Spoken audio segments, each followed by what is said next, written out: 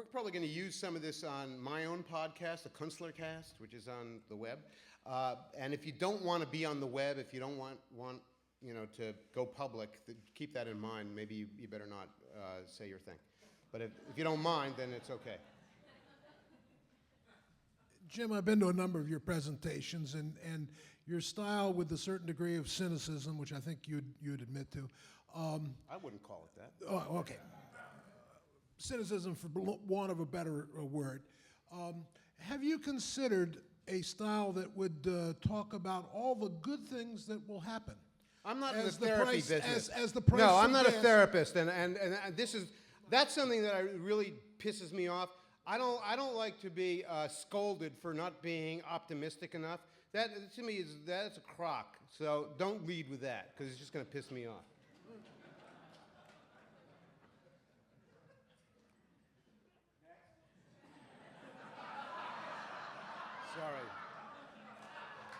Sorry. Jim, nice job. That was awesome. Do you believe money should be free? I think money might get to the point where it's free, in the sense that the dollar may lose that much value. But Yeah, well, do you believe that the Federal Reserve and the government should have a complete monopoly over our money? I think money is a very curious feature of the human condition. It's an abstraction. We use it as what's called a medium of exchange. It's a convenient way for us to conduct commerce. It's a way of marking a certain amount of value or stored expectation of future work or future quality or something we want now. I'm not personally in the faction of people who's against money. I know that there's a group of people who are just against it. I'm not convinced that we can operate without it, and I also don't believe that local currencies are going to spring up the way people think. I think that if we do have local currencies, there'll be gold and silver, probably mostly silver in circulation, if that happens. Because, if it's a note or a certificate, the way paper money started out was as banknotes or as promissory notes or Depository receipts. yeah, some kind of receipt or note or bill of lading or something like that.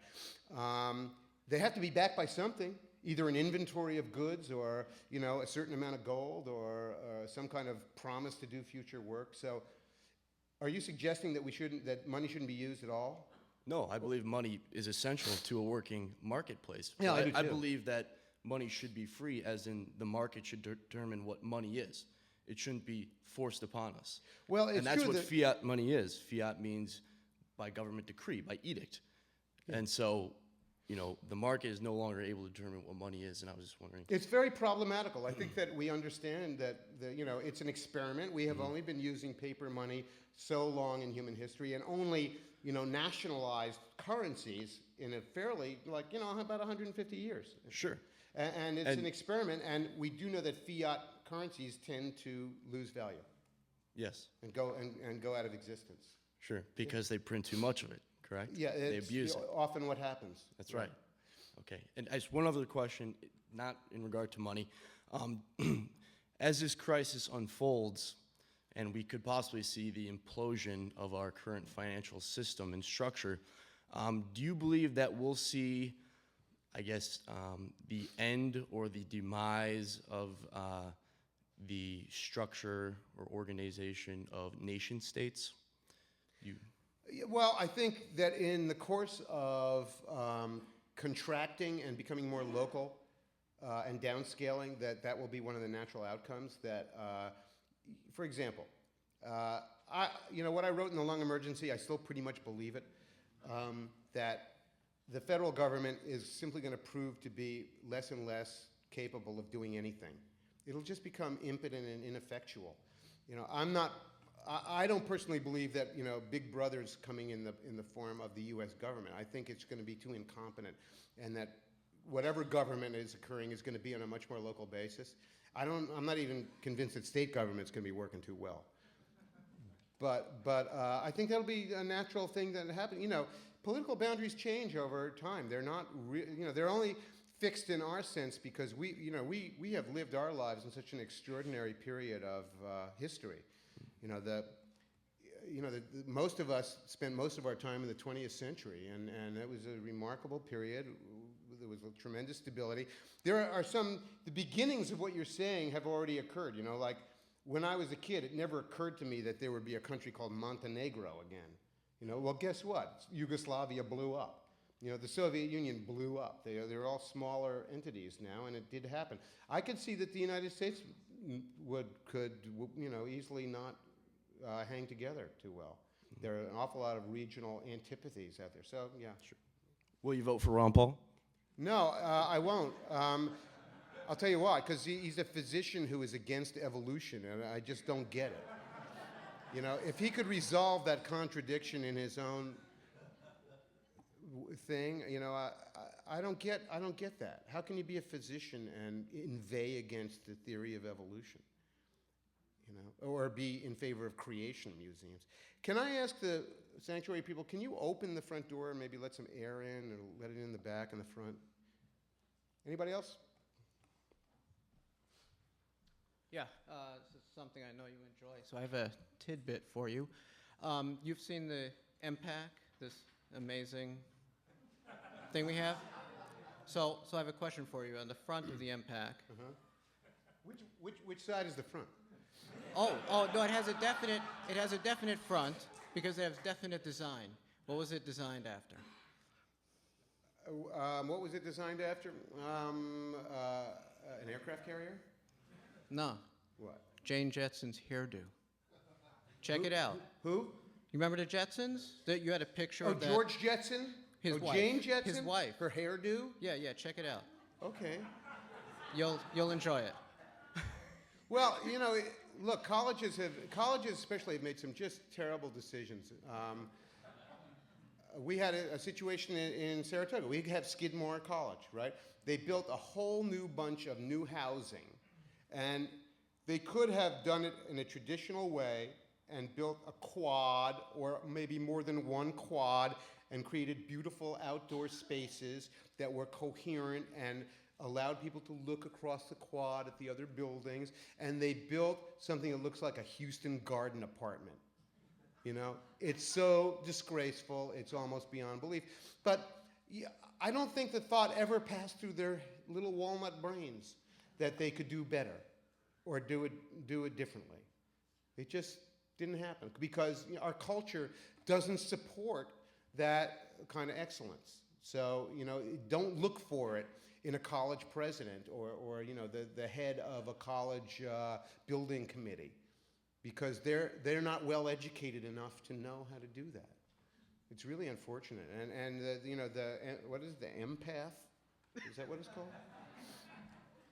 Well, it's a baleful building. It looms on its site like some kind of a UFO out of a Will Smith movie. I thought it looked more like the Close Encounter of the Third Kind Exactly. ship, but okay.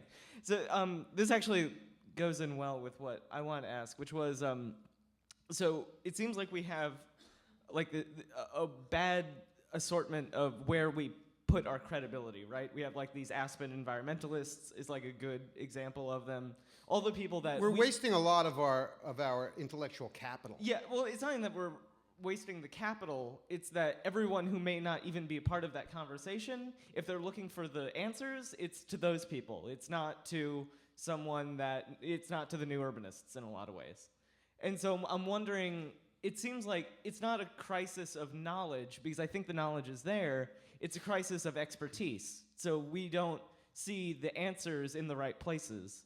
And so where do you, in your opinion, like how do we turn people's, I guess, heads toward to the answers? Because I mean, instead of looking towards the techno-capitalist, ridiculous, we're all gonna drive around on Segways, we move to a public square. Like how do you move people to like looking to the right people for the right answer?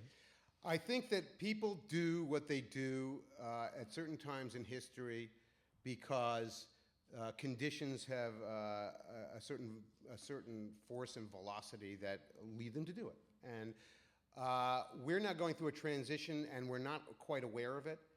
So conditions are going to change, and that we're going to do things differently. and it will be self-evident that we have to do it differently, and then we will. The whole idea that suburbia is toast, that we're not going to build any more of it.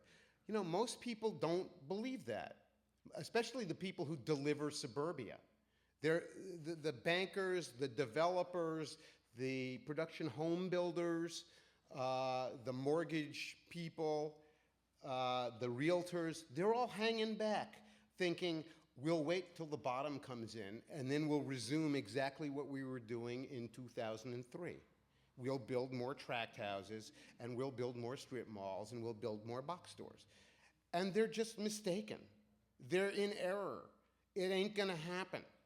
And at some point it'll be self-evident, and it'll be self-evident that there are other things you have to do. I think what'll be self-evident is this, that the new increment of development in America is going to be the individual building lot in an urban place.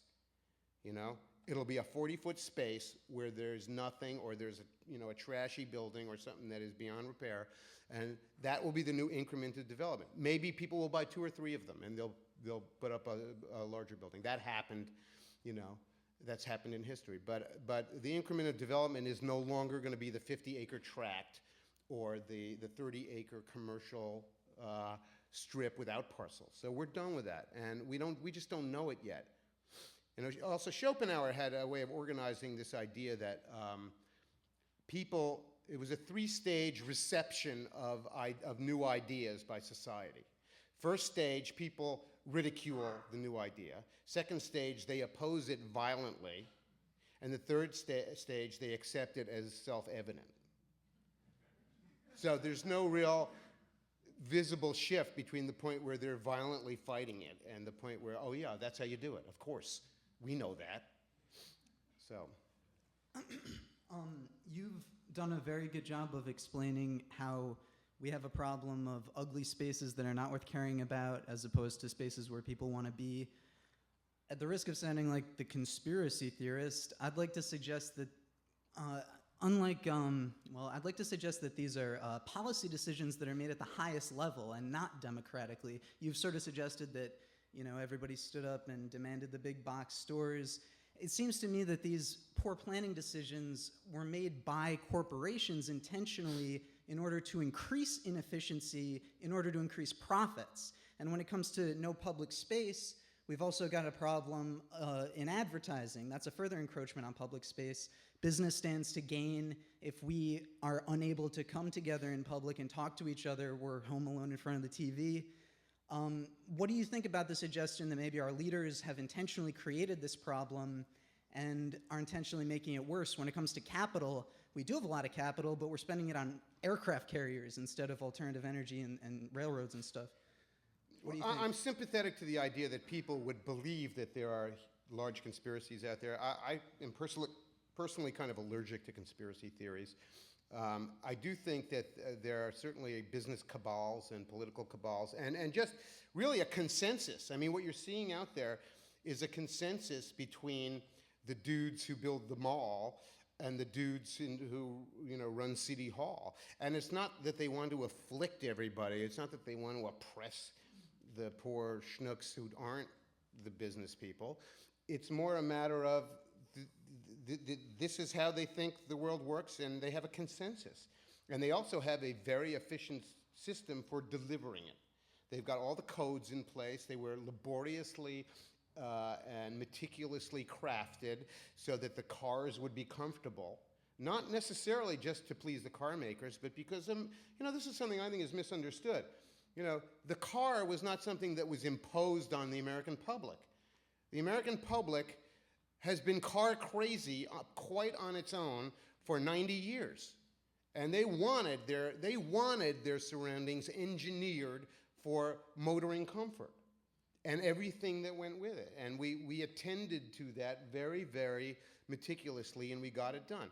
It ended up creating all kinds of beneficial synergies for certain groups of people, like mall builders, big box chains, Walmart, and people in government who are getting grift for doing all that.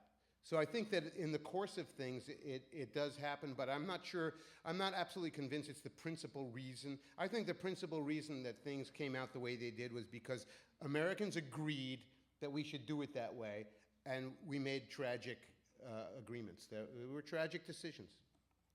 Thank you.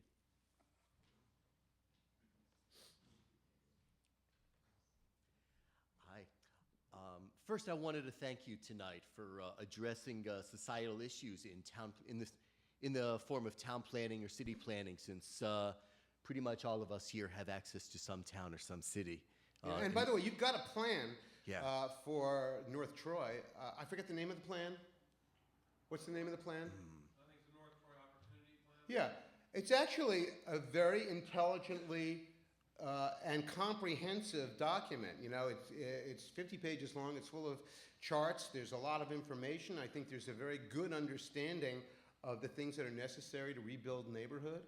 And so you've got quite a good intellectual underpinning, a place to begin actually getting the work done. So congratulations for doing that.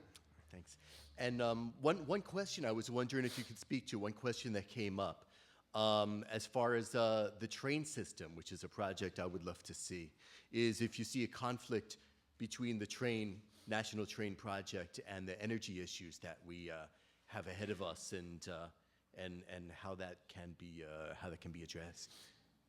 We have reason to worry about any of our energy sources in the years to come. I think that we're going to really have a much lower supply. But I do think that we're capable of running a railroad network, and no question that, you know, for journeys between cities especially, that we could do it much cheaper than driving in cars. Yeah. But, you know, that is also not really a conspiracy. The truth of the matter is, you know, people are polled constantly about this. And the fact is, the American people have no interest in in fixing the railroads. They don't care. They don't want to do it. They're not interested. No one, why? Really, because they have gotten poor leadership. Because Barack Obama has not gotten up in front of the TV screen and said, you know what? We really need to run trains between Cleveland and Columbus, Ohio, and Nashville and Atlanta, and it's imperative that we get this done, and we can employ a lot of people. You know, I don't really understand why General Motors was bailed out without requiring them to make railroad rolling stock. The cars, the passenger cars, you know? They should have been required to do that as the terms of their bailout. You know, it's just a tragic set of circumstances, but I'm quite convinced that the reason was because all over America, the polling would tell the politicians that Americans are not interested in choo-choo trains. They don't want it. They want to just get into their car and drive when they want to drive. They don't happen to understand that that might not be a very good option going forward, simply because they may not be able to do it. But you know, those are choices we made. Yeah. So, is there anybody else? Because otherwise, we're going to wrap it up. And I guess if you want to buy a book, you're welcome to buy a book, and I'll stick around for that. I just had one question. Amtrak loses about $2 billion a year, I think, every year for the last 12, 13 years. But I've spent a few years in Europe, and I've noticed all the plazas, the squares, the public spaces. Have you noticed the trains in Europe too? I have. They run pretty well, don't they? They're romantic. I mean, you eat on them, you drink on them. They're a lot of fun, and they're cheap. But anyway, do you think that our culture is so far gone, as different from Europeans, where we can't just collectively hang out in a public square, and that's a big part of the problem? Oh, no, I don't believe that. Because, I mean, obviously there are places where Americans gather frequently and regularly that disproves that we are incapable of doing it.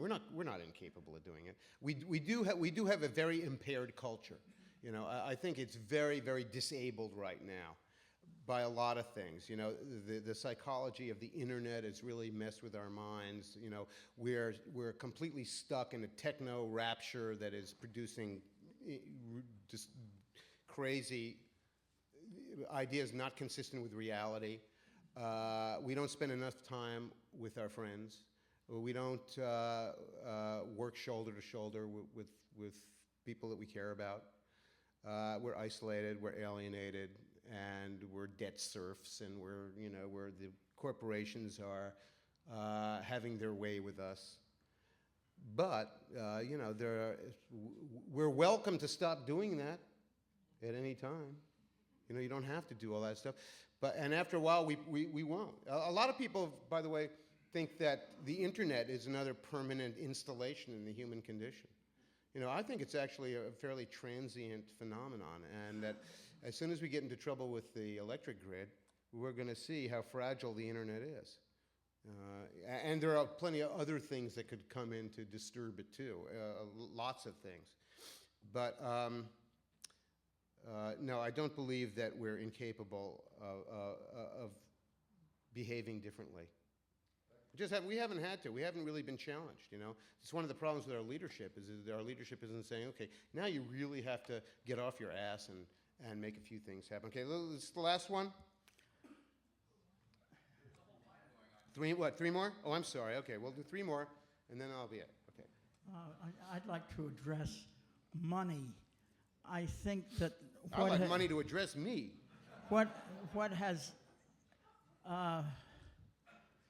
captured the imagination of these power mongers and made them megalomaniacs, or they're megalomaniacs, is the unlimited amount of money that they have, and they think money is a value. Money has no value except as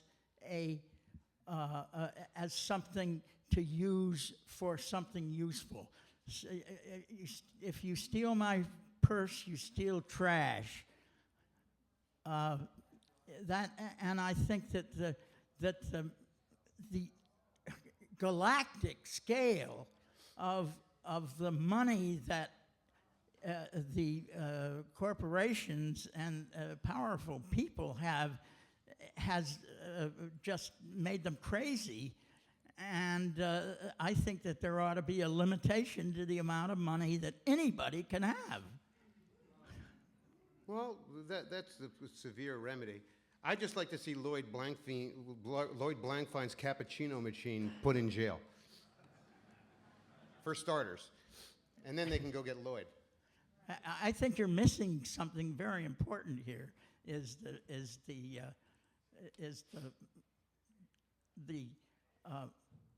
power that this delusion, that this money has over people, and that people respect it when they shouldn't.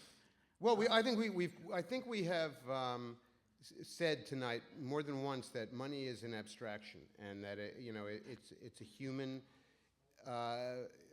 invention. It's a device for conducting. It isn't business. abstraction if you don't have enough of it.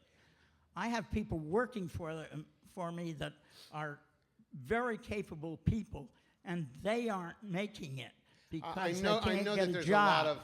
I know that there's a lot of grievance right now about inequitable distribution of wealth in America, and it's justified. And personally, I would like to see a lot of people on Wall Street put in jail, and I'd like to see regulations enforced, and I'd like to see the rule of law introduced back into banking. And I think that these are all things that we're suffering from the absence of very, very badly. And it's another one of the things that our government has not been held accountable for. And I hope that in the next election, a lot of people like you will turn around and say, well, Mr. Obama, why did your Attorney General not issue one warrant for the misconduct on Wall Street? Why didn't you have one investigation? Well, I'm not, like I said, I'm allergic to paranoid ideas, and I'm allergic to conspiracy theories. Okay, so everybody has a chance to ask a question. We're going to ask that people from here on out ask one question and keep it. And thank you very much for participating, and it's been a great discussion. You basically gave 2 lectures tonight, one of the present and one of the future, and you're a very keen observer of what is going on, what's failing, and what will fail. and your vision of the future is limited just like every human being's ability to do so. But you essentially gloss over that period in between. And I agree with you, we're on a very steep decline here.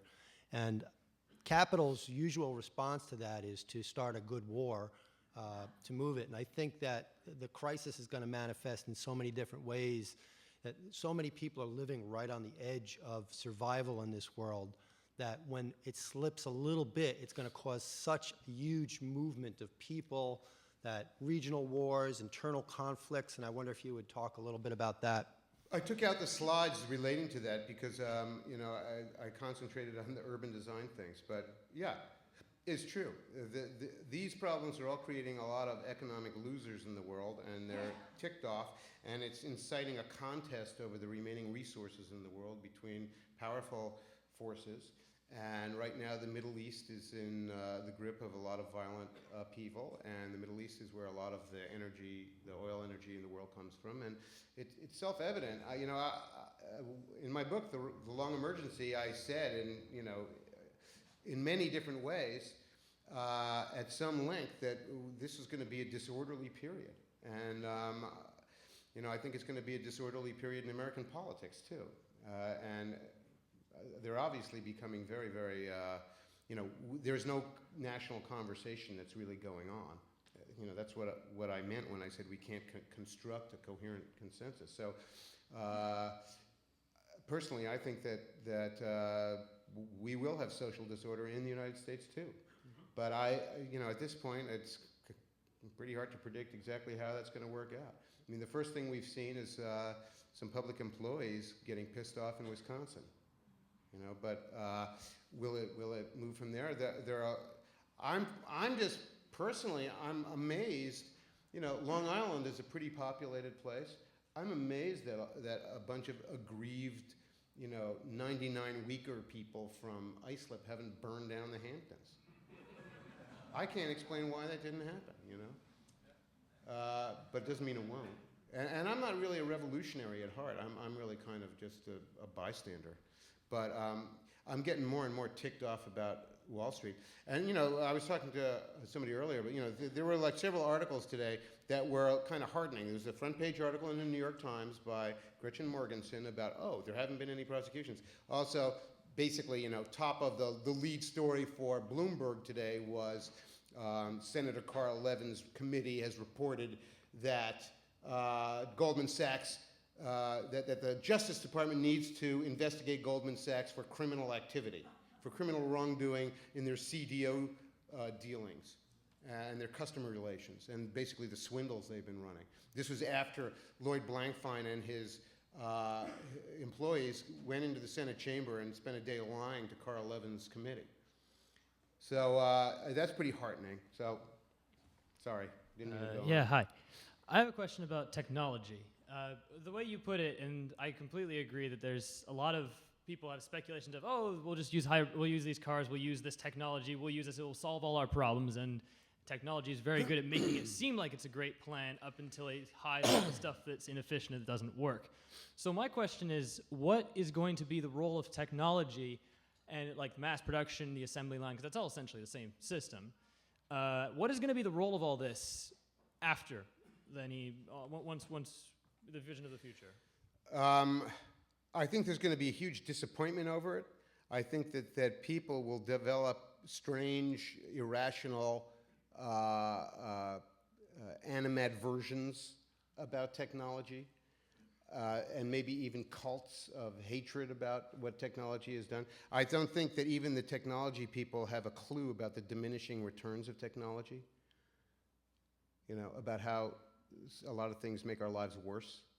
You know, my sort of standard example for this is the telephone system, that we spent 40 years computerizing the telephone system meticulously and computerizing every answering system for every institution, and the net result is you can't talk to a live human being now in the United States.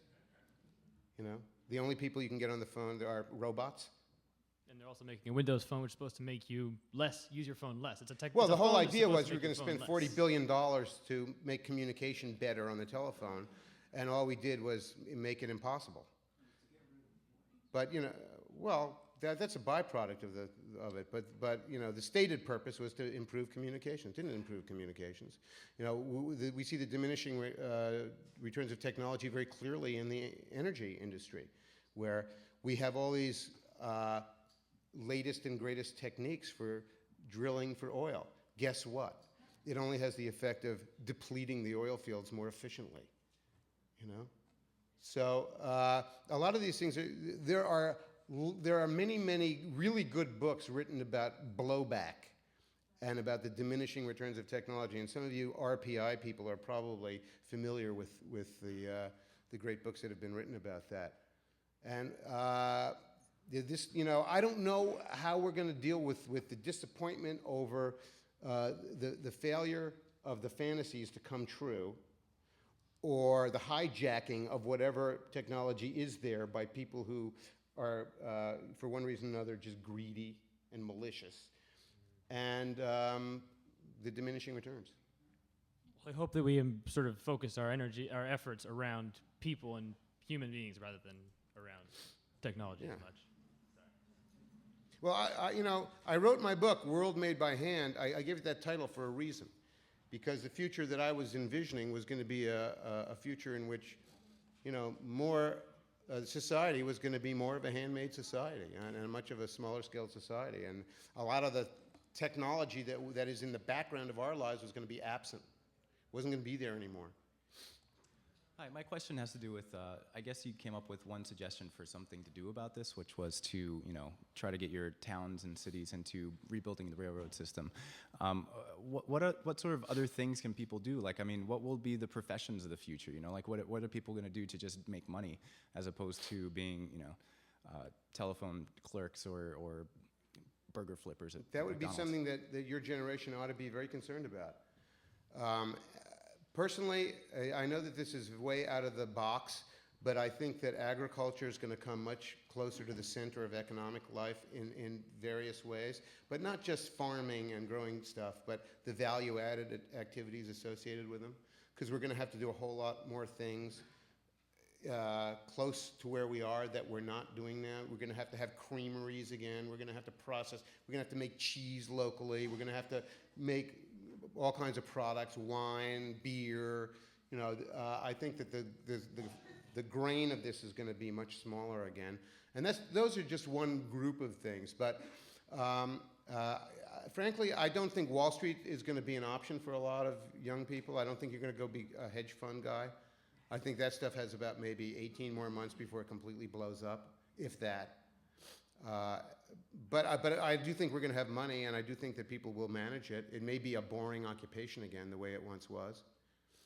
It may not be as exciting. One thing I think is very important, where's that guy who just asked that question, is that, we're going to have these very rich, fine-grained networks of local business if we're going to rebuild local networks of economic interdependency. And these are going to be opportunities for businesses, for jobs, for all levels of things, for people to be wholesalers, for people to be retailers, for people to be financiers of this stuff. And it's going to be a vast realm of occupational things, local business. By the way, that's what Troy was in its heyday. A lot of local business guys doing all kinds of things. And, it's just not there anymore. And I don't think history repeats itself. And I know that old thing about, it doesn't repeat, but it rhymes. But things will roll over and change. And I think that we're not going to have any choice. But if we want to have any kind of a civilized economy, we're going to have to do some things locally, and probably a lot of things. So that's where I think a lot of opportunities will be in business and making that happen. Anyway, last one. Thank you. Again, great speech this evening. I appreciate your vision on a lot of for things. Some of the slides talked about it showed the end products of the commoditization of housing and how it's just these crappy end products that get pumped out and put into poorly planned developments. Taking that to a much higher level, the commoditization of huge factories for instance, exit 11, 12 area. There's some stuff going on up there. I don't know if it may have impacted you at some like Global Foundries. That's right now. That's Chip Fab Plant 8. I'm sorry, that's what? That's they call that Fab 8 right now. They've already built 7 of them. They've got number 9 on the drawing board in Singapore right now, and number 10 in Dubai. Probably a grandiose business scheme, by the way. Yeah. Again, they've got 9 and 10 on the drawing boards already. They've already pulled out of, they've moved a lot of facilities out of Dresden and Austin, Texas. What's that going to look like? When I don't have any confidence that either that thing is actually going to open, or that if it did open, that it would be there very long. But look, the people of Saratoga County got hosed, and Joe Bruno hosed them. And they bent over and picked up the soap themselves and allowed themselves to get hosed. So it's pretty unfortunate. We'll see how it works out. Well said. Okay, thanks a lot. Thank you very much.